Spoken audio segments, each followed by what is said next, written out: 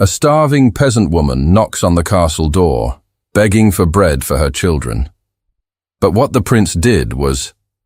Winter had wrapped its icy fingers around the outskirts of the kingdom of Altenburg, each breath a pale mist in the frigid air. Snow lay heavy upon the ground, blanketing the hills and fields in a world of white silence.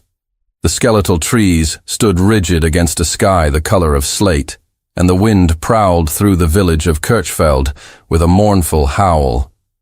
Annika Baumann stood in the snow outside the stone cottage that had once been her haven. The small house had belonged to her late husband's family for generations, solid and humble, with a sloping roof and a sturdy wooden door she had polished countless times. Now, the door stood ajar, its frame marked by the heavy hand of the law. Her fingers clutched the coarse woolen shawl wrapped tightly around her shoulders, though it did little to ward off the cold. At her side stood her two children, Hannah and Lucas. The little girl, barely 5, pressed her mittened hands to her mother's skirts, her cheeks reddened and raw. Lucas, older by 2 years, stood straight, as if willing himself not to shiver, his thin frame stiff beneath his patched coat. Annika's gaze fixed on the bailiff, a squat man with pockmarked cheeks, who had just finished nailing the final eviction notice to the door. His gloved hands brushed stray flakes of snow from his shoulders as he stepped down from the stoop, his expression impassive. "It is done, Mistress Baumann," he said flatly. "You have until sundown." "There was no debt," Annika whispered, her voice hoarse from sleepless nights. "You know that." The man did not meet her eyes. "Speak to the Baron if you wish to contest it." A bitter laugh rose in her throat but caught before it could escape. "Contest it?" Baron von Brecht had forged the documents himself. The debt was a lie. Another land seized in the Baron's insatiable march across the countryside. Her late husband's careful savings had vanished in a storm of accusations and false records, and there had been no one willing to defend a peasant widow. As the bailiff mounted his horse and rode away, a few villagers peeked from their doorways. None came forward. None would risk the Baron's wrath by helping her now. She understood. Fear was as much a master here as the Baron himself. Annika knelt, her fingers trembling, and gathered the small bundle of belongings tied in a faded cloth. A pair of worn shoes for Lucas, a knitted cap for Hannah, a loaf of bread already going stale, and her mother's silver cross, her only keepsake of a better time. She rose and looked down at her children. "Come," she said softly. "We must go." They trudged away from the house, leaving no footprints in the snow already filling their tracks. By nightfall they had visited the parish twice, their thin voices echoing in the stone nave. The priest, sympathetic but powerless, had given them a small bowl of broth and an apology. The charity cupboard was empty, he had said. The Baron's latest taxes had drained the church's stores. Annika had thanked him, her dignity a fragile shield. Outside, as the darkness thickened, she stood beneath the high bell tower, watching the smoke rise from the richer homes across the valley. The castle's silhouette was etched against the night sky, its turrets stark and proud. She knew what would happen to her children if she did nothing. The thought was a blade in her chest. For days, they had eaten little. Her son's eyes had begun to glaze with hunger. Hannah's steps had faltered in the snow. There was only one choice left. A grand winter ball was to be held that night at Castle Altenburg. The nobility would be gathered, feasting beneath glittering chandeliers. There would be bread in the kitchens, warm and plentiful, and perhaps one man, one woman within those stone walls would find enough pity to grant her children a crust. Her decision made, Annika walked to the vestry and asked the priest's wife for a basin of water. With numb fingers, she washed the dirt from her children's faces and from her own. Then she unwrapped her only remaining woolen gown, a muted forest green, worn but clean, and dressed with care. Her hair, usually braided and tucked beneath a scarf, she arranged in a simple coil at her nape. Her hands shook as she buttoned Lucas's coat and fastened Hannah's shawl. Both children looked up at her with wide eyes. "Where are we going, Mama?" Hannah whispered, To the castle, Annika said, to ask for help. They set out beneath the darkening sky. The snow had begun to fall again, soft flakes swirling around them. The road to Altenburg was long and winding, the stone walls of the castle visible only after hours of trudging through deep drifts. Lucas faltered once, but Annika lifted him onto her hip, her arms burning with the effort. Hannah clung to her free hand, her small fingers stiff with cold. By the time they reached the gates, dusk had given way to evening. Lanterns flickered along the high ramparts. From within the castle, strains of music drifted through the crisp air, strings and harpsichord, muffled laughter, and the clink of goblets. The great oaken doors at the entrance were open, spilling light onto the snow-covered courtyard. A line of carriages stood outside, their occupants stepping forth in velvet cloaks and jeweled gowns. Annika drew her children close and walked forward, each step deliberate. At the threshold stood a liveried footman, tall and sharp-featured, a sneer already curling his mouth as he caught sight of her. She stopped before him, her breath coming in thin clouds. "Please," she said, her voice steady despite her trembling. "I wish only to ask for bread for my children." The footman let out a bark of laughter. Several nobles ascending the steps paused to look, amusement flickering in their eyes. A lady in sapphire silk turned to her companion, whispering behind her fan. "You cannot enter here," the footman said. "Be off." Annika lifted her chin. Her fingers tightened on Hannah's shoulder. "I will not leave until someone hears me. My children are hungry." "Then go to the parish," he said with a mocking bow. "They have no food to give." The footman's smile widened, cruel and knowing. Around them, more guests gathered, their curiosity piqued. The hum of conversation grew louder. Annika's voice rose, raw with desperation. "I beg of you. Bread. Only bread." The nobles laughed openly now. A man in a crimson cloak murmured, "How quaint, a peasant on the palace steps." Another voice chimed in, "Perhaps she hopes to charm her way into the ball." Annika's cheeks burned. She felt Lucas press against her side, felt Hannah's grip tighten. The footman stepped forward, raising his hand as if to push her away. "Be gone, woman, before you shame yourself further." But at that moment, a sudden hush fell over the assembled crowd. The music within faltered. All eyes turned as a figure appeared at the top of the steps. Prince Leopold von Altenburg descended the marble staircase, his tall form clad in deep navy and silver, a crimson sash crossing his chest. His golden hair gleamed beneath the lantern light, his green eyes sharp with curiosity as they fell upon the scene below. He paused, taking in the ragged woman and her children, the sneering footman, the jeering court. "What is this?" he asked, his voice carrying with effortless authority. The footman straightened. "A beggar, Your Highness. She refuses to leave."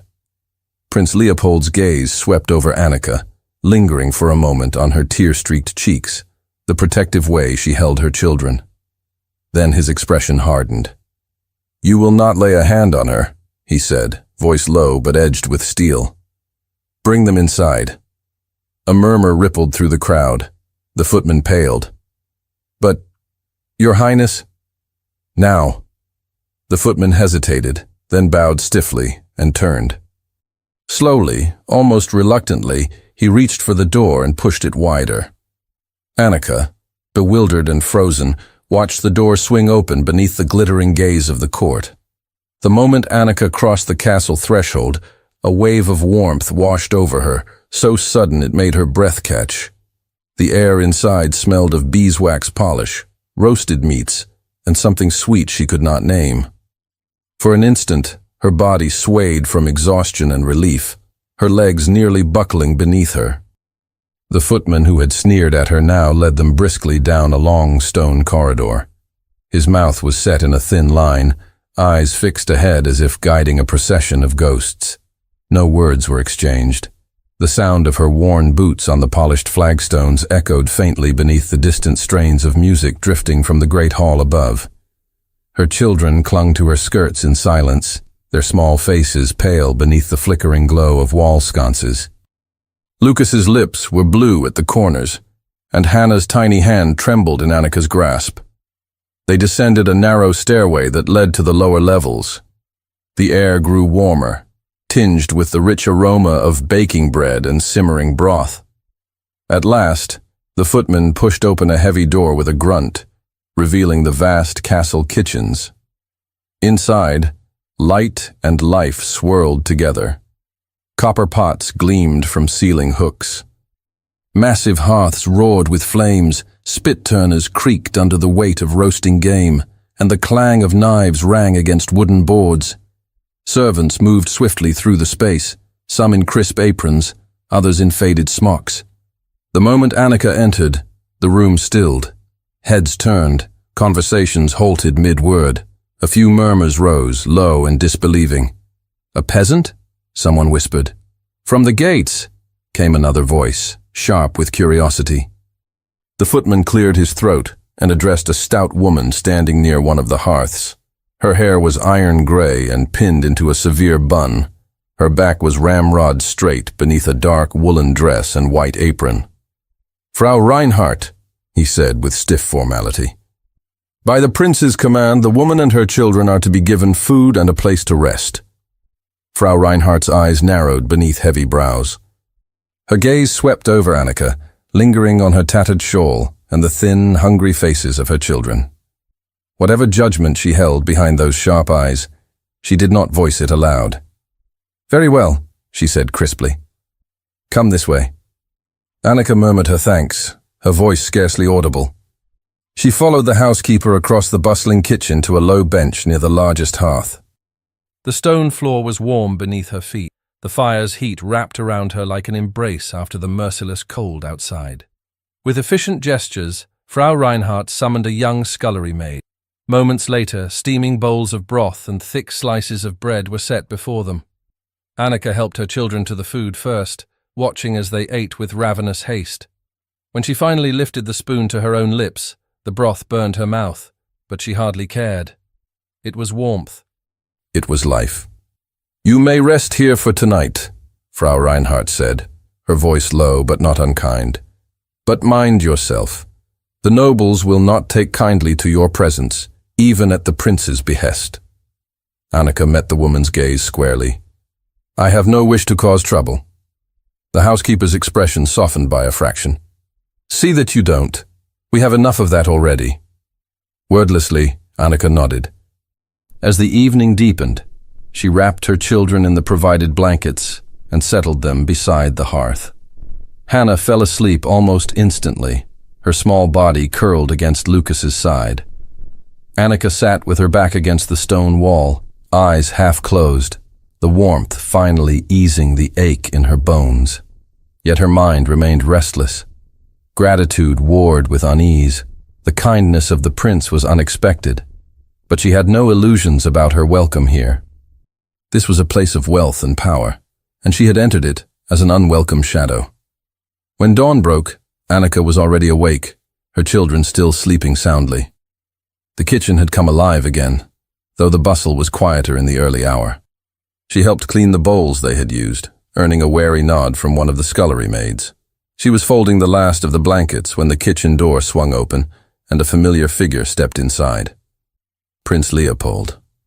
He wore no sash this morning, only a deep green frock coat and dark trousers, his golden hair still damp from some unseen morning ritual. His gaze swept the room, pausing the moment it found her. For a breathless moment, Annika could not move. Her fingers tightened involuntarily around the fabric in her lap. "Good morning," the prince said, addressing the room with calm authority. Several of the kitchen staff bowed or curtsied awkwardly before scurrying back to their tasks. Frau Reinhardt approached with practiced composure. "Your Highness," she said, "is there something you require?" "Merely checking on our guests," he replied. His eyes returned to Annika. "Mistress Baumann." Annika rose slowly, smoothing her skirts with trembling hands. Her heart pounded painfully, each beat echoing in her ears. "Your Highness," she said quietly, her gaze steady. I trust you and your children were well cared for, he asked. Yes, Your Highness. Thank you. More than I can say. A faint smile touched his mouth, though it did not reach his eyes. There was something in his expression, a faint wariness, that unsettled her more than the cold. He stepped closer, lowering his voice. I would hear more of your circumstances, if you are willing. Annika hesitated. Everything in her warned against it. Yet some instinct, perhaps pride, perhaps exhaustion, forced her to answer. My land was taken, she said, by false debt. I had no recourse. And Baron von Brecht. His tone remained casual, but Annika caught the flicker of something sharper beneath the surface. He orchestrated it, she said flatly. For a moment, the prince's expression grew distant, as though calculating some unseen equation. Then he nodded once. You may remain here for now, he said. No harm will come to you. He did not wait for her reply. With a polite nod to Frau Reinhardt, he turned and left the kitchen, his footsteps echoing into the corridor beyond. Annika sank back onto the bench, her pulse racing. Whatever interest the prince had in her situation, she did not trust it. Nobles did not extend kindness without cause, and the more visible she became within these walls, the greater the danger. That evening, after ensuring her children were well fed and settled, Annika made her decision. They would leave. While the castle slept, she gathered their few belongings in silence. Her children stirred but did not wake as she wrapped them in their coats and prepared to slip away. The frost-bitten garden lay cloaked in silver beneath a waxing moon. Ice glittered on the bare branches. The air was bitter and still. She crept along the stone path, her heart hammering with each step toward the outer gate. But before she could reach it, a shadow detached itself from the colonnade. Prince Leopold stood before her, his breath rising in pale plumes. His coat was buttoned high against the cold. His eyes gleamed with unreadable intent. You would leave without a word? He asked softly. Annika drew her children close, her chin lifting. I do not belong here, Your Highness. You are not safe beyond these walls. I am not safe within them, she countered. For a moment, silence stretched between them. Then he spoke, voice low and grave. At least, tell me why you run. Annika hesitated. The truth rose unbidden. My husband was a good man. A farmer. He died in the fever last winter. We had no debts, only our land. Then the Baron came with his false papers. No one would help us. And now, I cannot be the cause of more trouble. The prince's gaze softened, something flickering there she could not name. You are not the cause. You are the victim. She had no words for that. As they stood beneath the frost-laden branches, a figure watched from the colonnade, eyes narrowed beneath a dark hood. Silent as the falling snow, the spy slipped away into the shadows. Later, as Annika returned to the warmth of the kitchen, her thoughts churned. The prince had not stopped her with force, yet she sensed a net tightening around her, unseen and inescapable. Near the scullery door, two kitchen maids whispered together. Their words drifted across the room, clear as glass. The Baron arrives tomorrow. He knows she's here. The next morning dawned cold and brittle, the sky bruised with grey. From the narrow window of the small chamber where Annika and her children had been given lodging, she watched the castle courtyard stir to life. The horses arrived first, hooves striking sharp against the cobblestones. Then came the carriages, sleek and heavy, marked with crests of rank and power. She knew before she heard the servants talk that Baron von Brecht had come. The knowledge knotted in her belly. She remembered the low words she had overheard the night before, the deliberate malice in them. Now the proof paraded before her eyes. A black and gold carriage emblazoned with the Baron's seal drew to a halt beneath the main archway. The Baron himself emerged, his crimson cloak flaring against the snow-dusted stones. He climbed the steps slowly, each movement deliberate. Though not a tall man, he carried himself with a sense of assured entitlement. His narrow face held no trace of warmth. Around him, courtiers and guards murmured their greetings, some bowing with practiced ease. Annika turned away from the window, her heart hammering. She gathered Hannah and Lucas to her side, brushing stray strands of hair from their cheeks. The children sensed her tension, but said nothing. They had learned too well how silence became a shield. Down in the great hall, the Baron greeted the king and his advisers with oily civility, claiming his presence was required for the council's urgent discussions. No mention was made of other motives. But before the hour had passed, he had already begun his quieter work. In whispered conversations and passing remarks, he seeded his poison. "It is most regrettable," he murmured to one of the king's closest counselors, "that His Highness Prince Leopold has shown such misplaced sympathy for a common beggar. One hears that she is housed beneath this very roof." His smile was thin, reptilian. "It would be unwise to allow such indiscretions to mar the dignity of the crown." The words spread quickly. By the time the morning meal was served, the court was already abuzz. Annika's name, or at least the peasant woman's, floated on every breath. Servants whispered behind their hands. Noblewomen exchanged pointed glances. Gentlemen smirked behind their cravats. Annika could feel it in the very air of the castle. Eyes followed her in the corridors, sharp and assessing. Conversations ceased abruptly when she entered a room. Even in the kitchens where she took her meals, the air grew strained. No one spoke to her as they once had. She bore it with her chin lifted, her gaze steady, but each step grew heavier. Prince Leopold had not come again to the kitchen since that night in the garden. She had seen him only from a distance, always flanked by ministers or courtiers. Yet one afternoon, a palace steward arrived in the kitchens bearing a sealed parchment.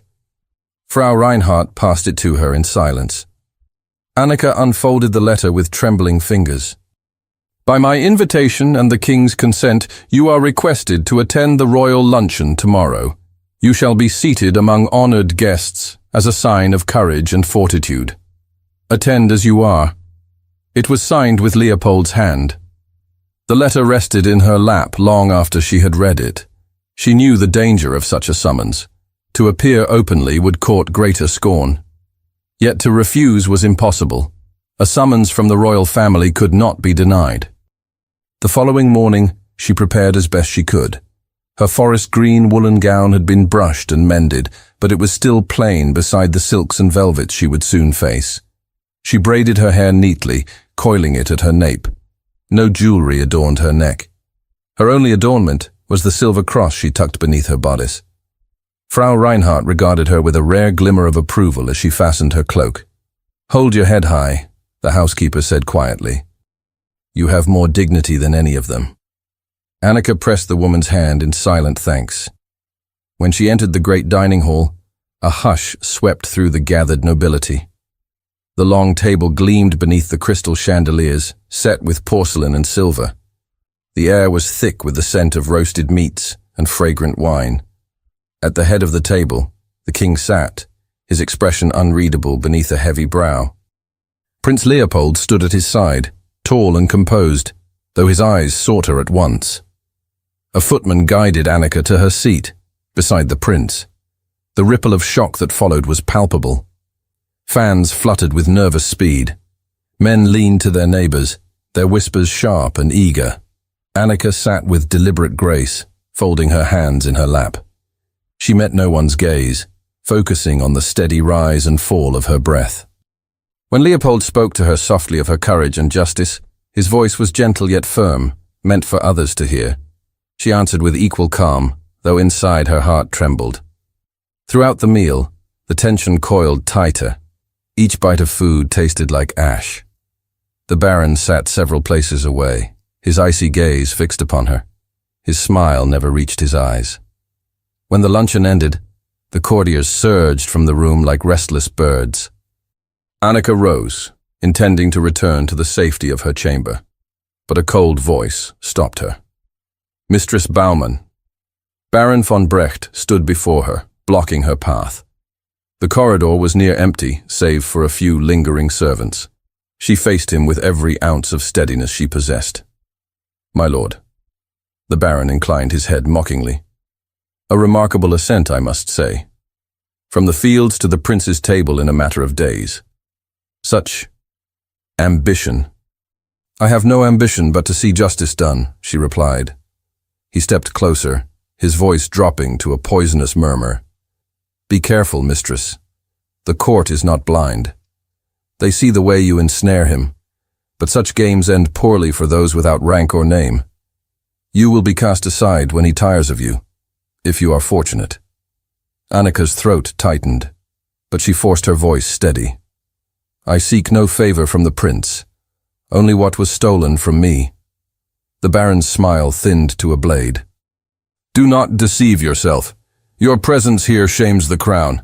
Withdraw while you can, or I will ruin you. Without waiting for a reply, he swept away. Shaken, Annika pressed a hand to her throat.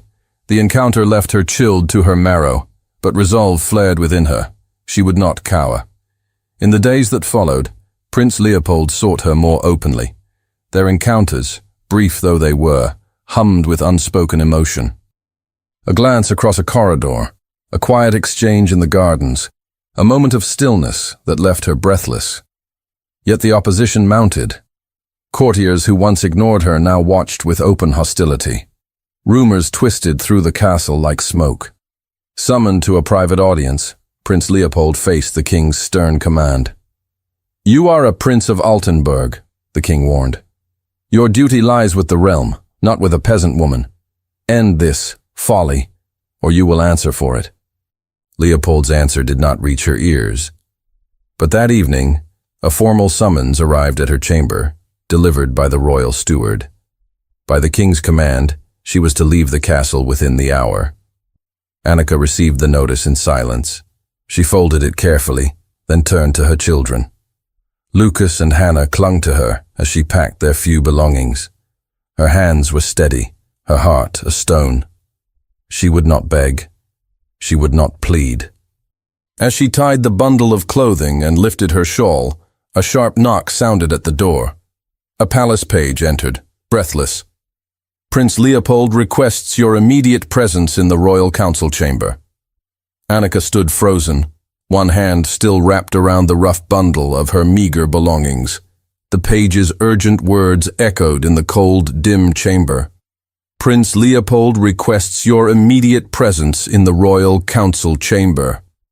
The boy's face was pale with nerves.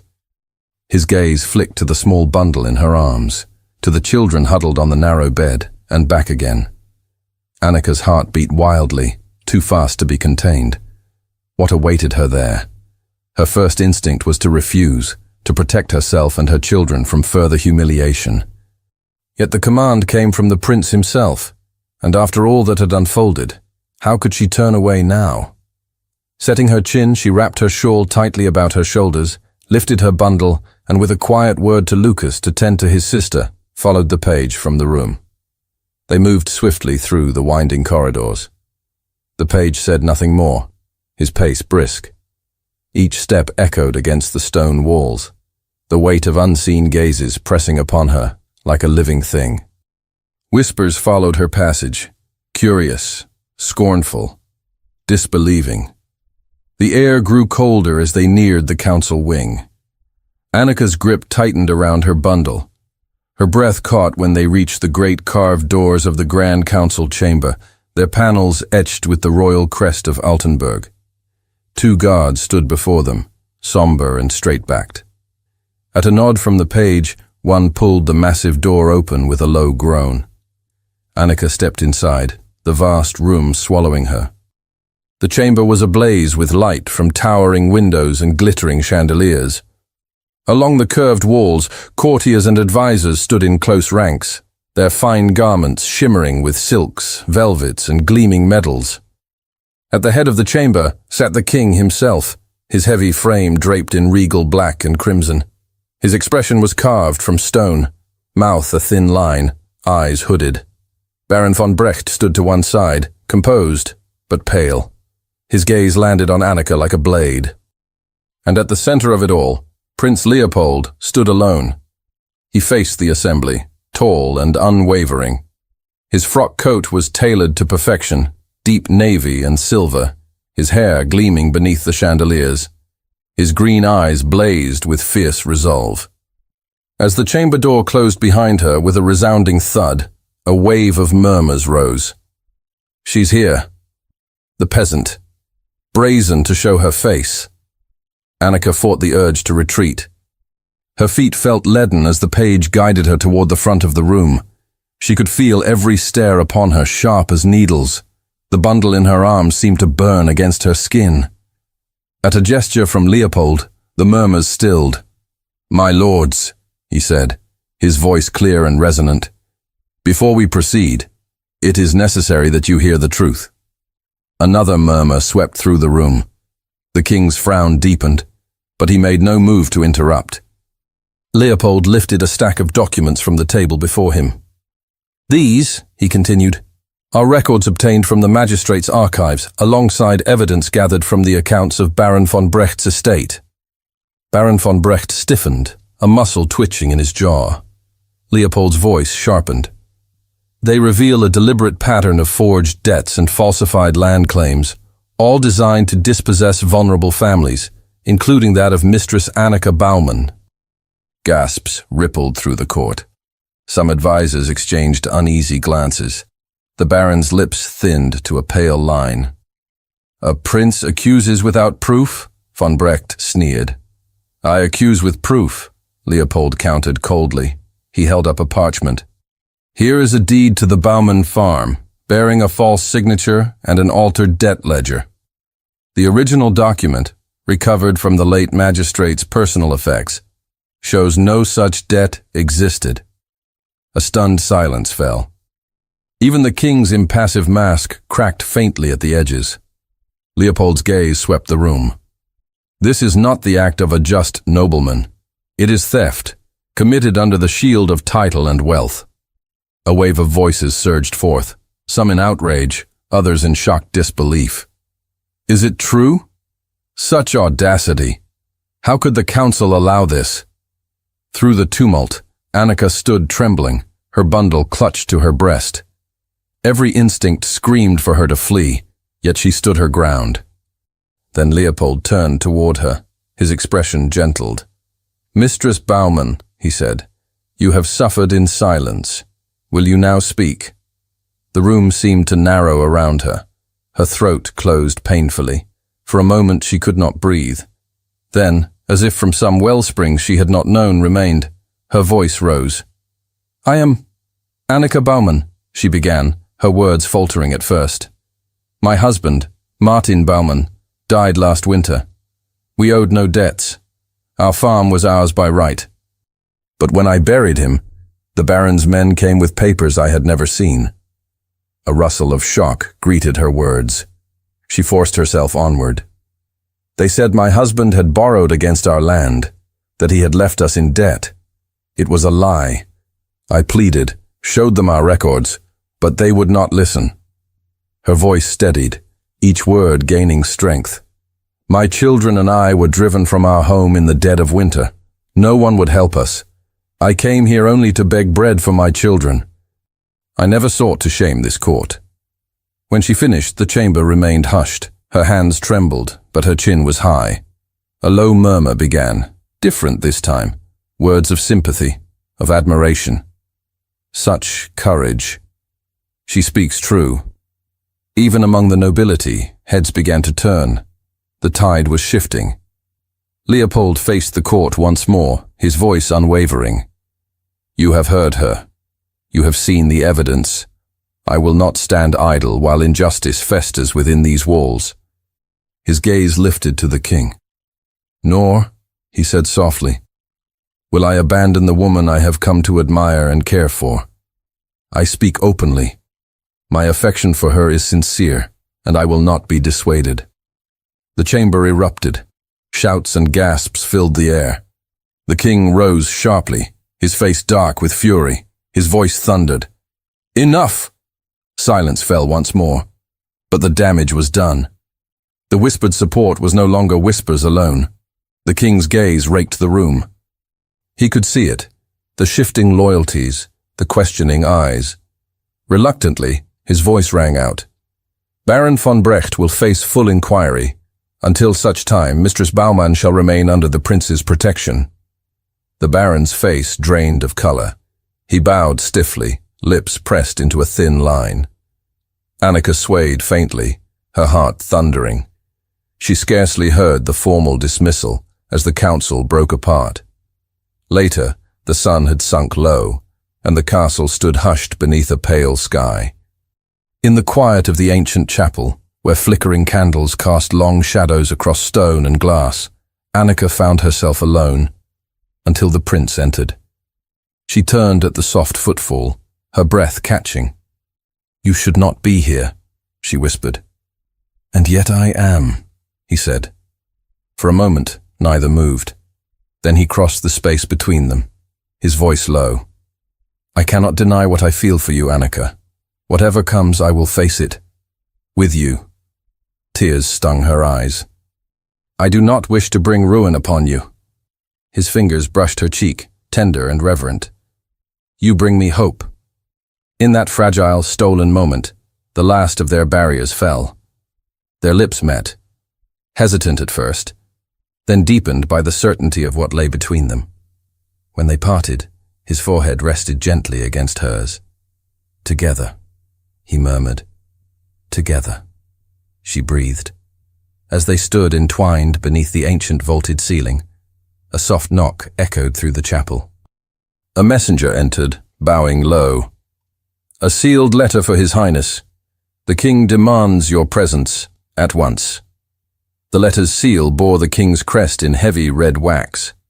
The messenger stood with eyes lowered, as if wary of interrupting the tender moment that had just passed. Leopold accepted the letter, the wax warm beneath his fingers. He broke the seal in one swift motion, his eyes scanning the sharp, imperious script. His jaw tightened. Without a word, he looked to Annika, still luminous with the fragile glow of their shared confession. "I must go to him now," he said quietly. She nodded, her breath caught somewhere between fear and understanding. "Go." Their hands parted reluctantly. Leopold strode from the chapel, his heart pounding with an urgency not born of fear, but of resolve. The king awaited him in the council chamber, now emptied of courtiers, but no less oppressive. The great room seemed colder than before, as if the stone walls themselves bristled with disapproval. The king sat alone at the high table, his heavy crown set aside on a nearby cushion, a goblet of wine untouched at his elbow. Leopold approached and bowed with crisp formality. "Your Majesty." The king's gaze was hard as flint. "You have brought this court to the brink of scandal." Leopold met his father's eyes steadily. "I have revealed a crime against a loyal subject of this kingdom. If that is scandal, so be it. You have exposed a fellow noble, humiliated a man of standing before the court, and now you claim affection for a commoner. Do you grasp the gravity of what you risk?" Leopold drew a breath. "I do." "Then hear me clearly." The king's voice rang through the chamber. "You will cease this madness. You will end your association with the woman at once, or you will be stripped of your position, your inheritance, and your claim to the succession." The threat hung in the air like smoke. Leopold's answer came without hesitation. "If that is the price of honesty, I will pay it. If loving Annika Baumann costs me a throne, I will forfeit it." The king's brows drew together in disbelief. "You would cast aside your duty to the realm for this?" "For love, and for what is right," Leopold said, his voice low but unshakable.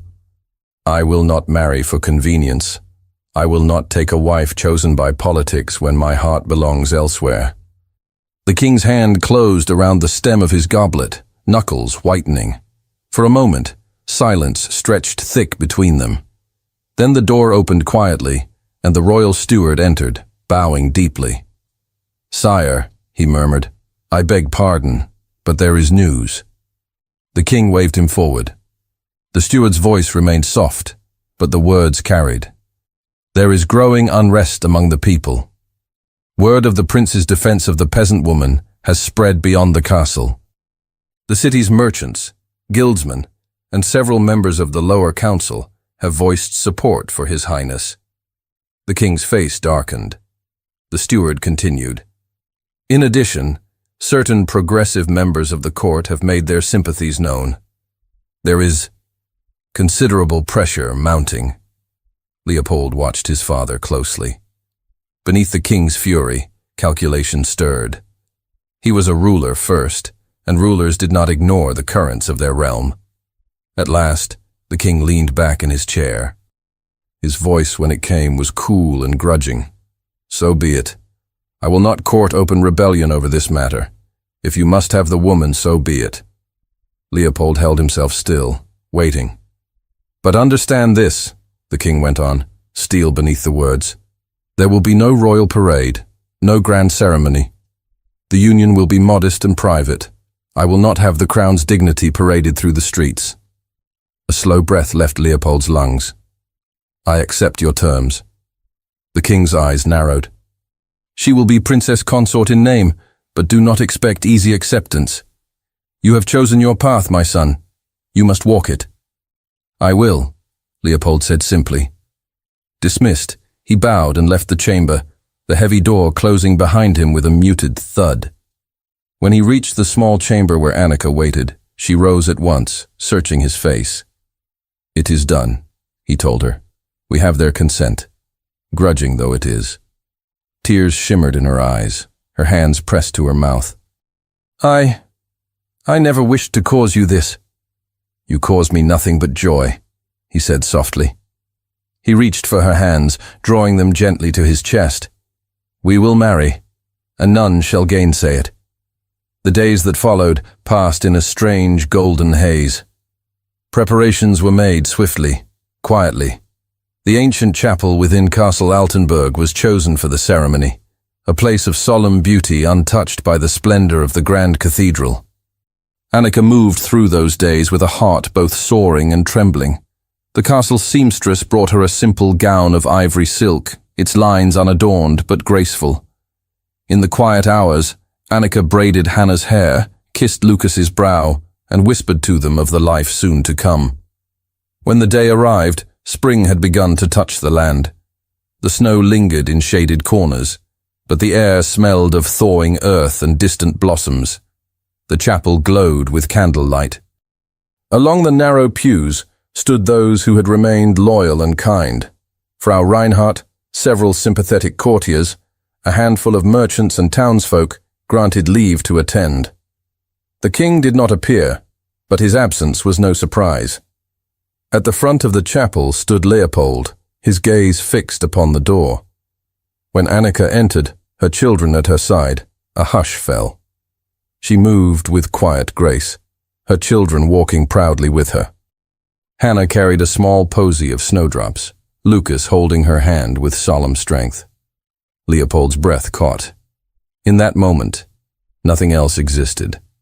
They met before the altar. The priest's voice rose, weaving words of union and vow. When the time came, Leopold took Annika's hands in his eyes never leaving hers. With this ring, he said, sliding the simple gold band onto her finger, I bind my heart to yours, now and always. Tears slipped down Annika's cheeks. And with this ring, she whispered, placing its twin upon his finger, I give you all that I am, freely and without fear. When they were pronounced husband and wife, the chapel rang with quiet joy. Hannah clapped her small hands. Lucas stood tall with pride. Afterward, beneath the soft grey sky, they walked together through the castle gardens. The last of the snow melted beneath their feet, the earth awakening to spring. Annika, now princess consort, walked arm in arm with Leopold. Her children skipped ahead, their laughter bright. Around them, nobles who had once scorned her now inclined their heads in respectful greeting, if not yet warmth. At the edge of the garden, they paused beneath an ancient oak. Together, they gazed out over the river valley below, its waters sparkling beneath the returning sun. A future reclaimed, a love unbroken. Thank you so much for listening to this story all the way to the end. We hope it moved you as much as it moved us while telling it. We'd love to hear your thoughts. What did you think of the story? Leave us a comment telling us where you're listening from and what you liked the most. On a scale of 0 to 10, how would you rate this story? If you enjoyed this story, don't forget to subscribe to the channel and give it a like to show your support. That really motivates us to keep creating and sharing more stories full of emotions and life lessons. And before we say goodbye, we'd like to remind you that on the end screen, you'll see a recommendation for another exciting and charming story. If you'd like to enjoy it, just click on the video. Thank you once again for being here, and we'll see you in the next story.